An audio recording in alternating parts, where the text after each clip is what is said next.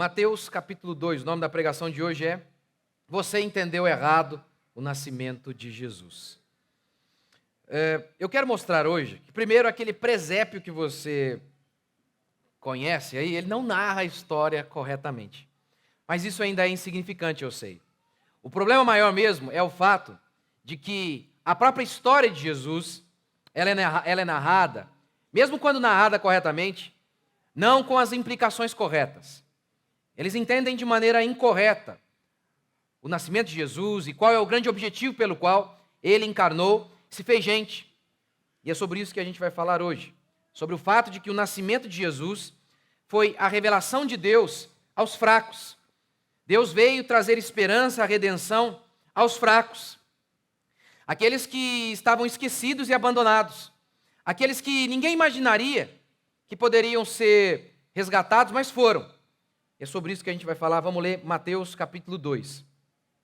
Depois de Jesus ter nascido em Belém da Judéia, no tempo do rei Herodes o Grande, o mesmo que havia começado a reconstruir o templo, reformar o templo de Israel, vieram alguns magos do Oriente a Jerusalém perguntando.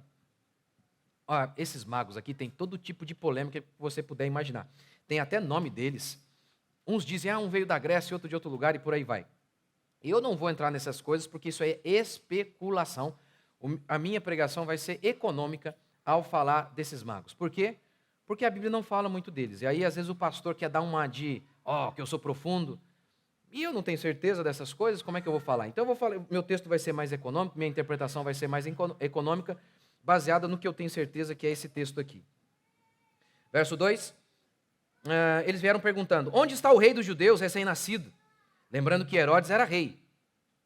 Vimos a sua estrela no Oriente e viemos adorá-lo.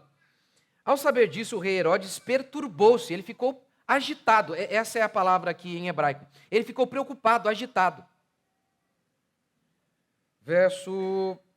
E com ele toda Jerusalém. Depois de convocar todos os principais sacerdotes e os mestres do povo, perguntou-lhes onde deveria nascer o Cristo. E a palavra Cristo, lembra? Era um título. Hoje é o nome próprio de Jesus Cristo, mas era um título messiânico. O Messias, aquele que é o ungido, que viria para salvar Israel. Então, onde nasceria o Cristo? E os sacerdotes disseram, verso 5, em Belém da Judéia, pois assim está escrito pelo profeta Miqueias. E tu, Belém, terra de Judá, de modo nenhum és a menor entre as principais cidades de Judá, porque de ti sairá o guia que conduzirá meu povo Israel. Verso 7. Então Herodes chamou secretamente os magos e procurou saber deles com precisão quando a estrela havia aparecido. E enviando-os a Belém, disse-lhes, ide, perguntai cuidadosamente sobre o menino. Quando o achardes, avisai-me para que eu também vá adorá-lo. Obviamente ele estava mentindo, ele estava sendo dissimulado. Ele queria saber sobre Jesus para matá-lo. Verso 9. Depois de ouvirem o rei, partiram.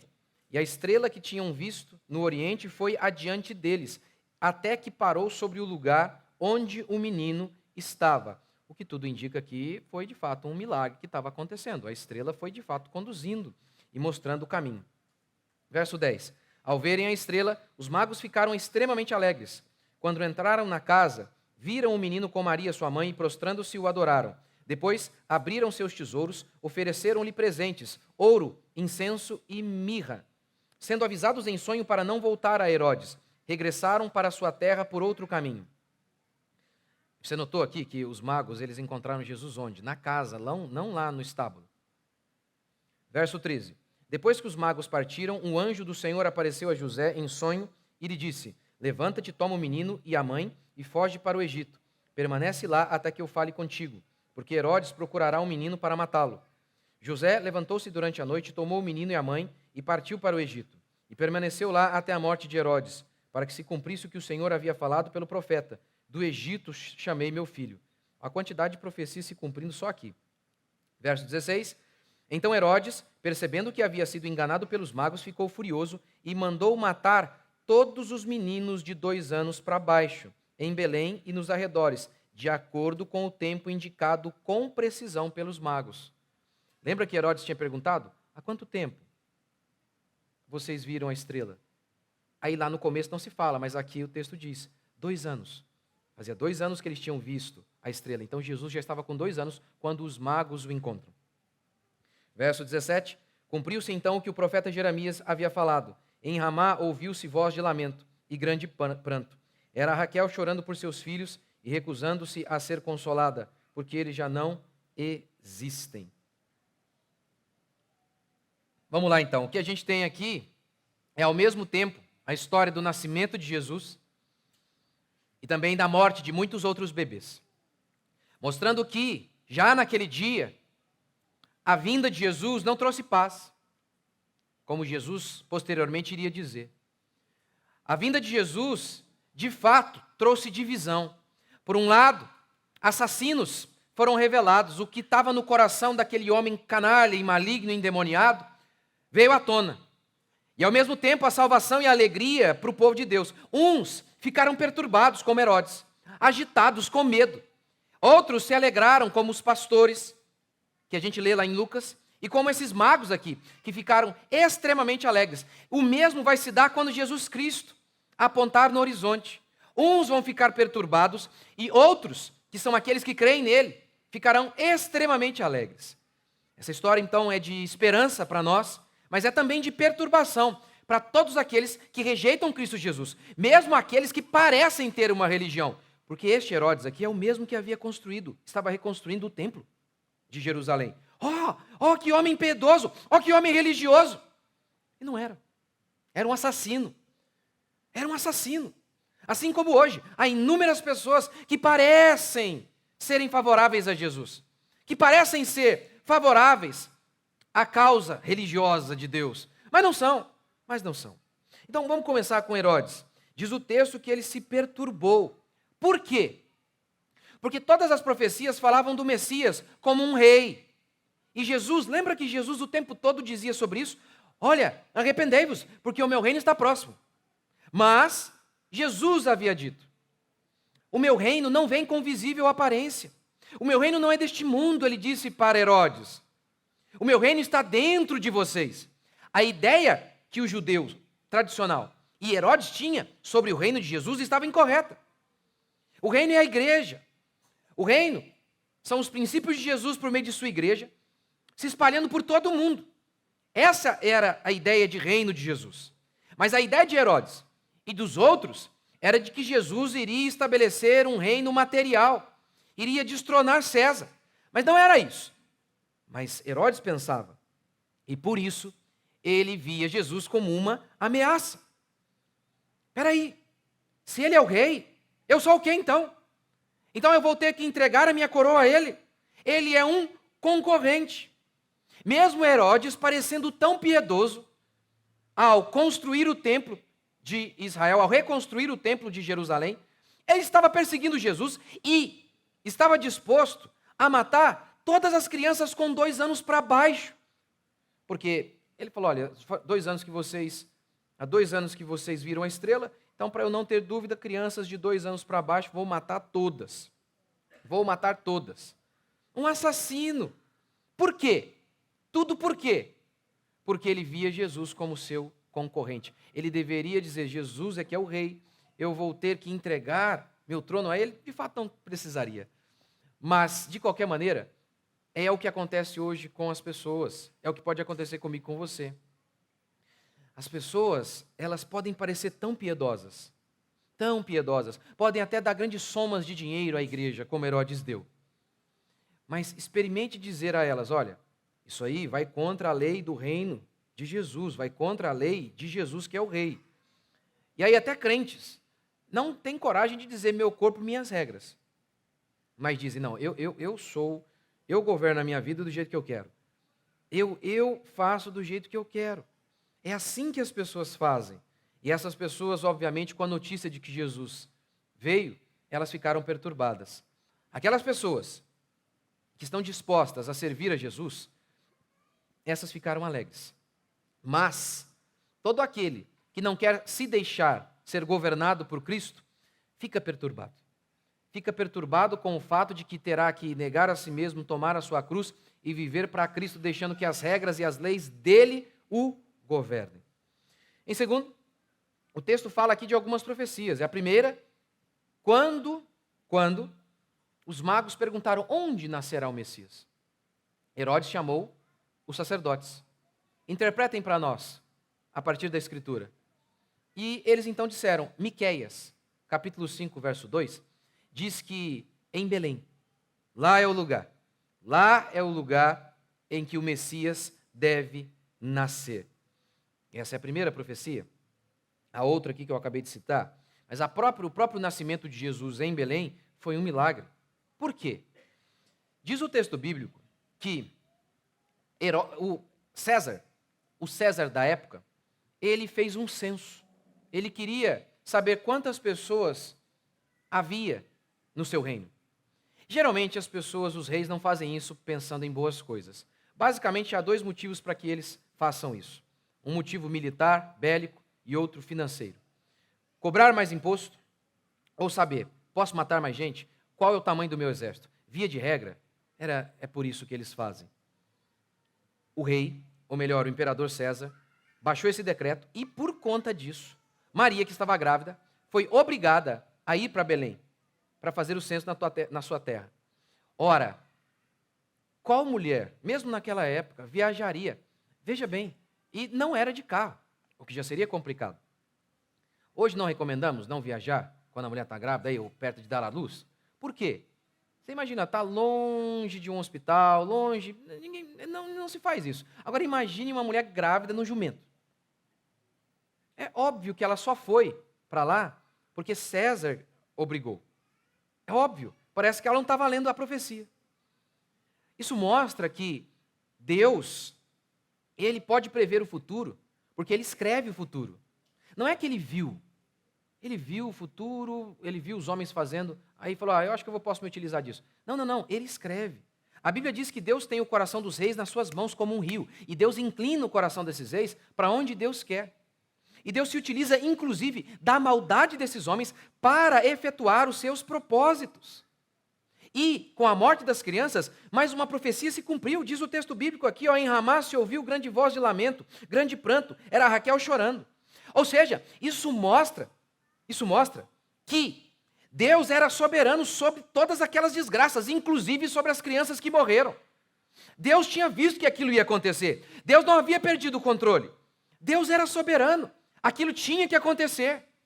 Portanto, eu e você não devemos nos atemorizar diante de rei, governador algum, porque Deus é soberano sobre todos eles e os desígnios de Deus vão se cumprir e Deus vai se utilizar, inclusive, da maldade desses homens. Portanto, eu e você, apesar de ouvirmos todos os dias a maldade vindo a galope, se apressando mais e mais, eu e você não temos que andar temerosos. Como é que vai ser o ano que vem? Vai ter mais desgraça, vai ter mais um infeliz no governo.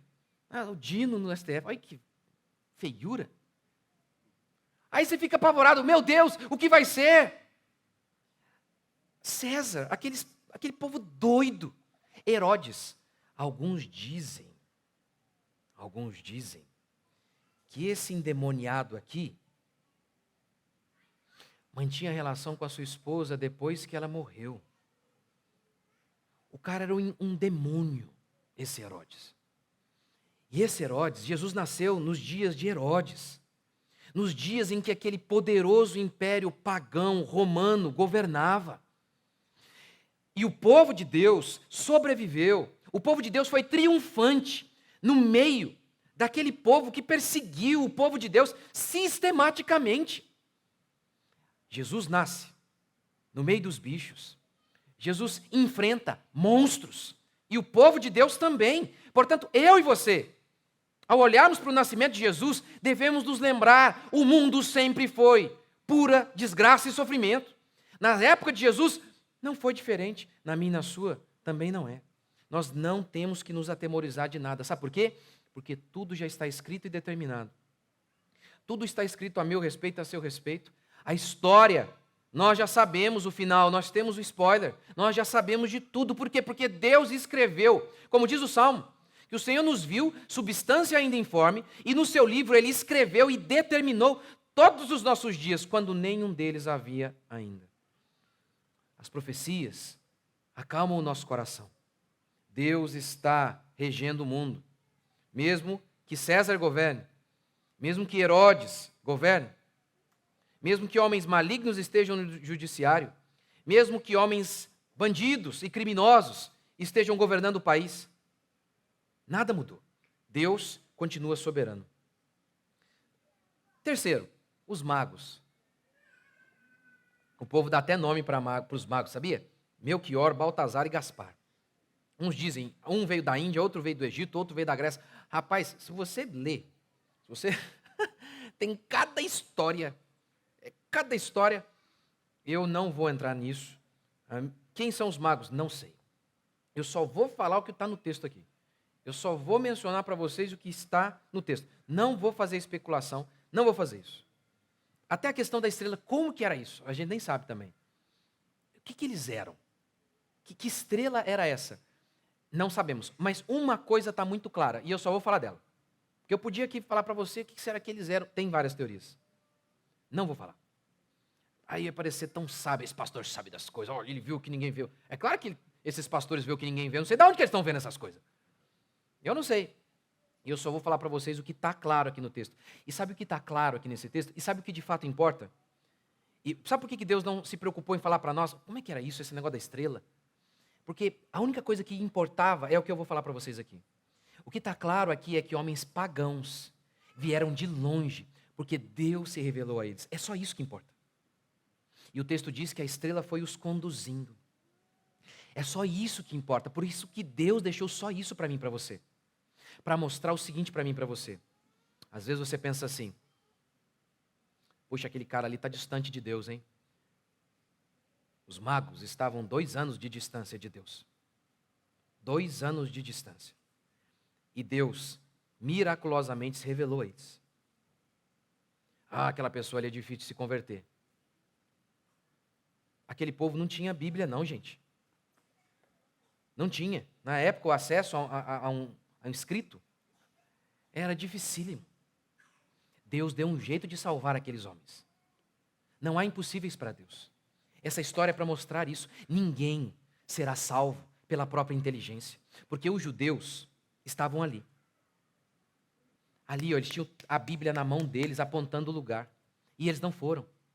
Eles não foram. Porque note isso. Herodes chega e fala, olha, sacerdotes, há alguns homens aqui dizendo que o Messias nasceu. Todo santo dia um judeu ia para o templo e orava para o Messias vir. Hosana, bendito é o que vem em nome do Senhor. Todo dia. Você imagina que todo dia eu ficasse aqui orando, Messias vem, Messias vem. Aí chega um homem ali e diz, ei, o Messias nasceu. Onde a Bíblia diz que ele vai nascer? Eu só não sei onde.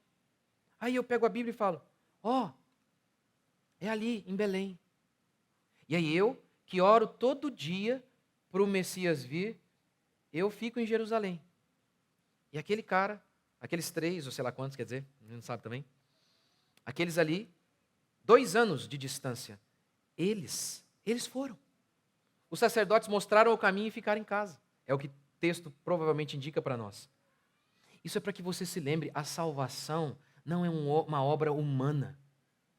Aqueles judeus tinham tudo ali para serem salvos. E a maioria deles se perdeu, uma boa parte deles se perdeu. E aí homens de longe vieram. De longe. Outro detalhe aqui nessa história é que a gente lembra, ao falar do nascimento de Jesus, a gente lembra dos pastores. Diz o texto de Lucas que Deus se manifestou aos pastores dizendo, olha, hoje é dia de salvação, nasceu o Messias. E os pastores, de fato, diz o texto, foram imediatamente e viram Jesus lá na manjedoura. Os magos não. Mas diz o texto, esse texto bíblico, a palavra de Deus está nos mostrando quem foi salvo. Quem é que no dia mais importante foi lá receber Jesus? Os sacerdotes? Não. Os políticos? Pelo contrário, o político queria saber para matar Jesus. Quem era a pessoa que estava lá vendo a salvação em pessoa? Quem? Aqueles pastores que nem nome a gente sabe. Quem é que viu a salvação em pessoa? Quem viu? Aqueles magos, aqueles homens pagãos que moravam longe. Isso é para mostrar o que a profecia já dizia. Que Deus veio para aqueles que não são nada. Que Deus veio para salvar os gentios.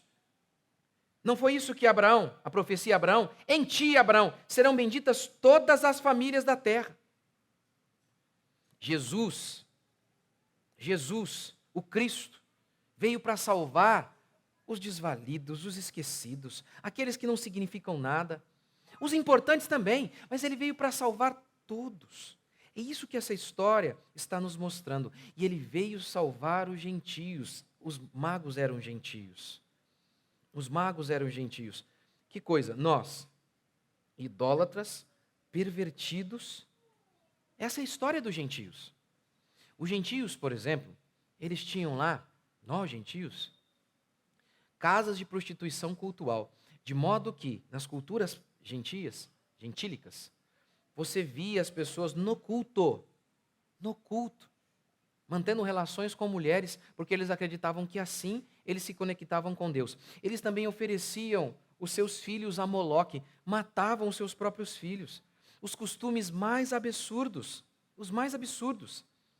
E mesmo assim, diz o texto, que Deus salvou esse povo. É isso que essa história dos magos nos mostra.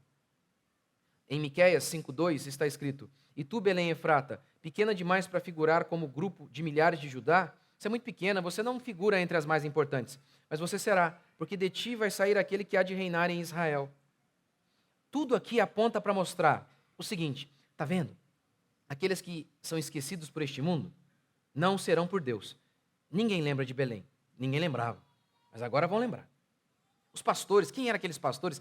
Imagina, quem queria convidar aqueles pastores para um evento solene? Deus convidou. E os magos, então, gentios. Quando que um judeu iria convidar um daqueles magos para um grande evento? De forma alguma, mas Deus os chamou.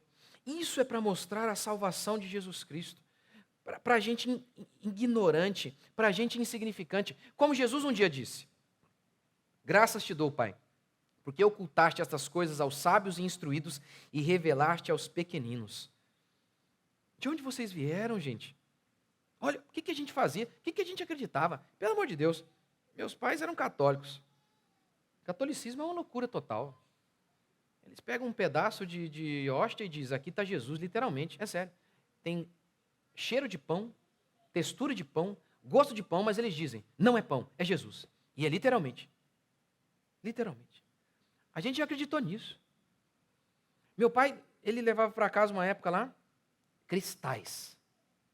Já contei para vocês aqui. Cristais. Eu lembro, ele comprou em São José no shopping. Pagou uma fortuna.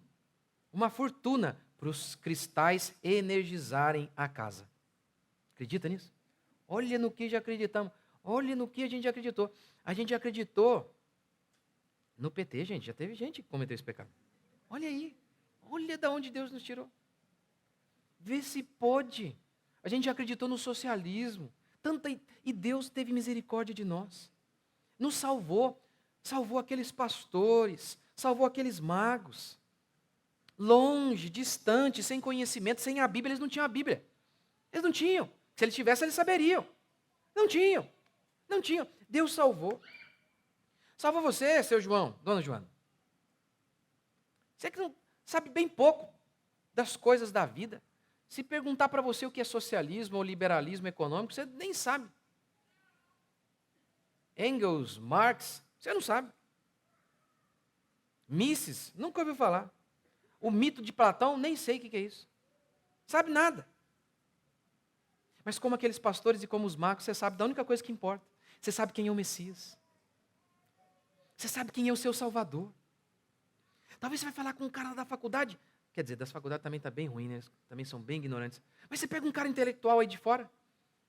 Talvez ele tenha uma cultura tão extensa sobre tantas coisas, mas o que de fato importa saber, ele não sabe. Que é quem é Jesus, quem é aquele que salva a alma humana.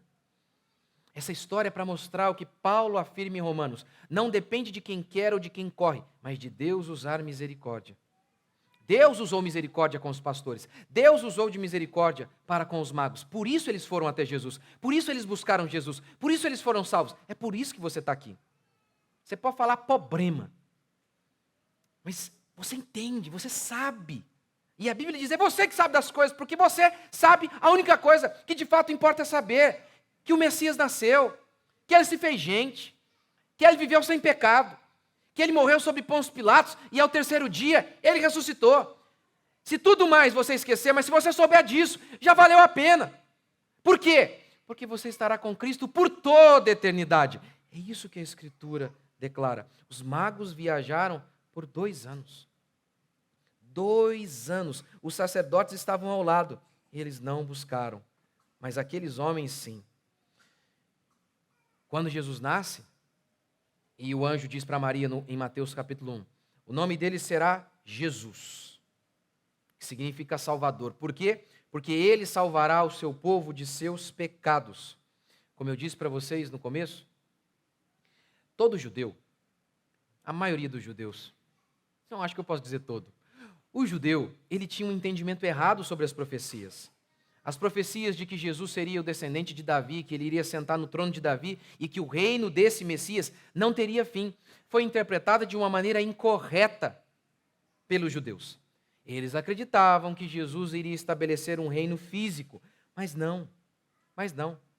Pelo contrário, Israel continuou a ser oprimido pelo Império Romano.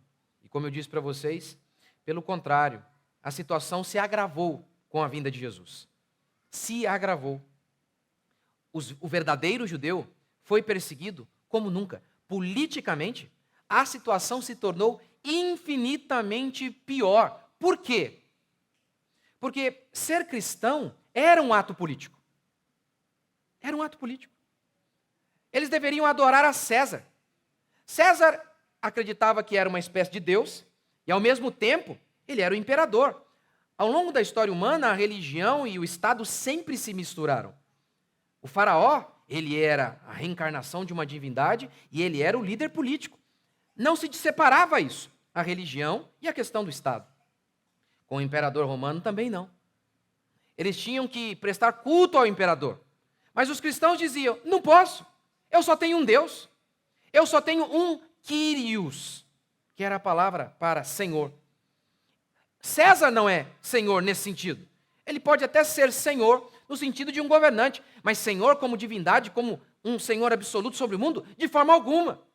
Então, ser cristão, manifestar a fé, era um ato político, que implicava em perseguição. Portanto, a vinda de Jesus, diferentemente do que pensavam os judeus, não amenizou a questão política, não pacificou o Estado. Trouxe apenas mais guerra, como o próprio Cristo disse. Não pensem que eu vim trazer paz, eu vim trazer guerra. Eu vim trazer guerra. Ou seja, assim como naquela época, hoje também, muitas pessoas interpretam Jesus, a figura de Jesus, de um modo incorreto. Interpretam incorretamente a vinda de Jesus aqui. Assim como aqueles judeus pensavam que Jesus traria paz política, muitos outros pensam hoje que é isso que Jesus, o grande objetivo de Jesus. Que Jesus veio te salvar de um governo opressor, que Jesus veio te salvar do ostracismo. É isso que muitas pregações ensinam. Venha para Jesus. Os coaches, né, que basicamente misturam nova era com cristianismo, com confissão positiva, é um balaio de gato, é isso. Eles prometem isso, eles dizem, muitos deles, que são religiosos, dizem ser cristãos, eles dizem o tempo todo, olha, que é isso, se você seguir o código que Jesus deu, eles dizem que aprenderam com Jesus, o código de Jesus, vocês vão ser um sucesso aos olhos do mundo. É assim, e ao invés de irem até Jesus para adorá-lo, na realidade, eles vão até Jesus, esses homens de hoje, vão até Jesus, para que Jesus dê a eles algumas coisas que eles querem. Mas eles não estão dispostos a adorar Jesus em sua totalidade e viver para toda a glória dele. Não entendem mesmo quem é Jesus e qual foi a grande missão. A grande missão dele foi nos salvar de nossos pecados. Isso não significa que, quando a gente se converte, que a vida é ruim. Não, de forma alguma. É espetacular. E há todo tipo de chance mesmo de você melhorar economicamente, afinal de contas, quando você se enche de fé, você tem a fé verdadeira, você é forte espiritualmente, você tem mais disposição, você tem mais ânimo, os que esperam no Senhor correm e não se cansam. Então, assim, há toda uma chance mesmo de você prosperar muito mais.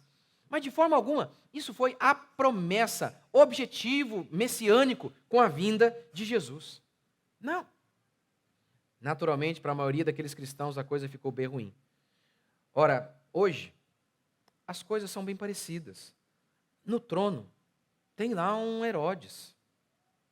No trono tem aí bandidos, criminosos. É gente que não mandou matar 2.000, mas autorizou matar. É gente na Suprema Corte que autoriza o assassinato de bebês. E assim, é pior talvez até que Herodes, porque Herodes é ele matando o seu filho. Mas os Herodes de hoje, autorizando as mães a matarem seus próprios filhos. É mais cruel do que o que Herodes fez. O mundo continua uma pocilga, um chiqueiro, uma desgraça, o reino da maldade, o reino da maldade. Por isso que restringir a vinda de Jesus a simplesmente a uma questão de melhorar a sua autoestima, de melhorar a sua condição econômica, é muito pobre. A vinda de Jesus foi para salvar os homens de seus pecados. De que adianta vivermos debaixo de um governo maravilhoso, que não tem corrupção, e ir para o inferno? Como se dá, por exemplo, nos Estados Unidos. Quer dizer, corrupto também. É que comparado com a gente, tudo fica melhor, né? Mas lá, liberdade. Você tem dinheiro, as coisas são baratas. E você sabe qual é o país que mais faz contrabando de crianças para exploração infantil? Estados Unidos. Estados Unidos. Você sabe qual é o maior país? O país que mais consome conteúdo de criança, gente. Você sabe o que eu estou querendo dizer? Estados Unidos. Esse país não é um país abençoado. Um país que faz um negócio desse não tem a bênção de Deus. Tem muito dinheiro, e daí? E daí? Deus, em um período, fala sobre Israel: vocês têm muito dinheiro, mas eu não estou com vocês. Eu não estou com vocês. Eu não estou. De que adianta? De que adianta viver num país cheio de dinheiro? Você pode comprar o que você quiser. Que aqui você vai comprar. Quanto que é uma bebê Alive aqui no Brasil? É caro, né? Você tem que quase dar o seu filho para comprar a bebê Alive. Eu não lembro a comparação, mas o valor exato. Mas um rapaz estava filmando na bebê Alive aqui no Brasil, uma fortuna. Era um negócio assim, uma fortuna. Aí ele mostrando nos Estados Unidos. Uma merreca. Uma merreca, uma merreca.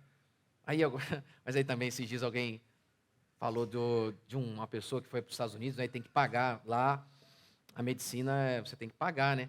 E aí ficou, não, tá vendo? Lá é ruim, né? Acho que deve ser por isso que está cheio de americano, né, querendo vir para o Brasil, né? É um bando de ignorante. É infinitamente melhor o país. Vê se tem algum americano querendo invadir o Brasil. Tem? Tem algum americano? Você encontra um americano na fronteira lá com um coiote? Você já encontrou? Vocês já viram? Ah, pelo amor de Deus, até que enfim cheguei aqui. Oh my God! Você vê isso? Não tem, gente, não tem. Ninguém vem para cá. Ninguém vem. Mas de que adianta? Você está num lugar desse, você sabe que você tem liberdade, e vai para o inferno. Na época de Jesus, as coisas ficaram bem ruins, o governo era bem corrupto, Herodes estava no trono, depois Pilatos e César, tudo era bem difícil. Mas mesmo assim, aquele povo era triunfante. Lembra quando o povo, os discípulos, eles começaram a pregar? E diz o texto bíblico que eles apanharam, eles levaram uma surra, e diz o texto bíblico que eles voltaram para casa felizes, porque foram considerados dignos de sofrer por amor a Jesus. Aqueles homens tinham pouco dinheiro, como Pedro fala, diante do mendigo. Ah, me dá uma esmola. Pedro diz, não tenho prata nem ouro.